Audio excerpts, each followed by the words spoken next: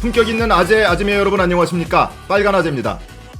검찰이 공수처 법안에 대해서 사실상 반대하는 입장문을 냈습니다. 지금 여야 4+1 협의체에서 논의하던 중에 검찰이나 경찰이 인지한 고위 공직자 범죄를 공수처에 통보해야 한다라는 조항이 추가된 것 때문입니다. 이거에 대해서 검찰에서는 사실상의 공수처의 수사 검열이다. 그리고 사건을 중간에 공수처가 낚아채기 해가서 과잉 수사를 하거나 또는 문개기 수사를 할 우려가 있다라는 겁니다.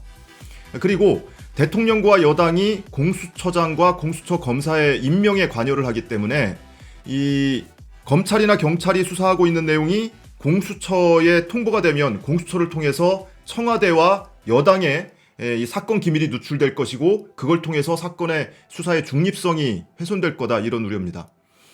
과연 그런가요? 지금 검찰총장은 누가 임명합니까? 대통령이 임명합니다. 그럼 공수처장은 누가 임명하게 되어 있습니까? 야당이 참여하는 공수처장 후보 추천위원회를 거쳐서 대통령이 임명을 합니다. 어느 쪽이 더 정치적 중립이 보장되는 시스템입니까?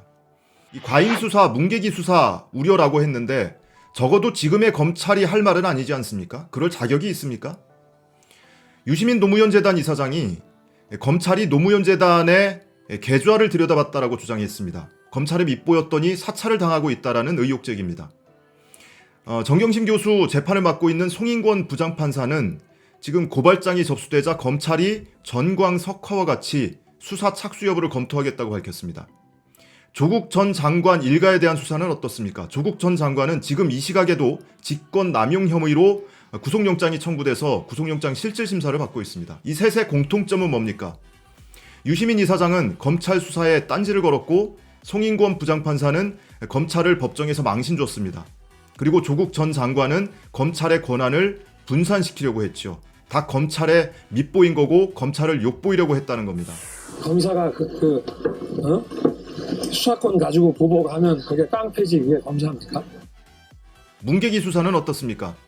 지금 고발된 지 6개월을 넘긴 국회 회의방해죄로 고발된 자유한국당 의원 60여 명에 대한 수사 진행되고 있습니까? 시민단체로부터 10차례 가까운 고발장이 접수된 나경원 의원에 대한 수사 제대로 진행이 되고 있습니까? 황교안 대표에 대한 수사 하고 있습니까? 검찰 내부에서 일어나고 있는 성폭력 감찰 무마건을 비롯한 숱한 셀 수 없는 그 많은 검찰 내부의 비리 제대로 수사한 적 한 번이라도 있습니까? 과거에는 검찰이 권력의 핵심부, 살아있는 권력을 수사하면 국민들로부터 열광적인 지지를 받았습니다. 그런데 지금 그렇지 못하죠. 그렇지 않죠. 왜 그럴까요? 우선은 진짜 살아있는 권력이 검찰이라는 것을 국민들이 알아버렸기 때문입니다.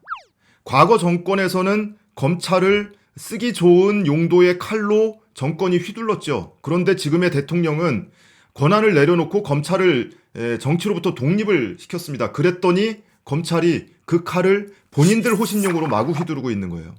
두 번째로는 검찰의 수사권과 기소권 행사가 매우 선택적이라는 겁니다. 검찰개혁이라는 화두를 놓고 검찰개혁에 찬성하는 이들은 다 나쁜 놈을 만들고 검찰개혁에 반대하는 야당, 자유한국당, 그리고 검찰 내부의 비리에 대해서는 철저히 은폐하고 문개기 수사를 하고 있죠. 그걸 국민들이 오롯이 다 지켜봤기 때문입니다. 검찰의 말이 씨가 먹히려면 야당에 대한, 야권에 대한 수사, 그리고 검찰 내부 비리에 대한 수사 지금이라도 철저히 하면 검찰의 말에 수긍하는 사람이 더 많아질 겁니다. 그리고 지지하는 사람도 많아질 겁니다. 그리고 무엇보다 검찰이 깡패가 아니라는 것을 증명하는 길이 될 겁니다. 물론 기대하지는 않습니다.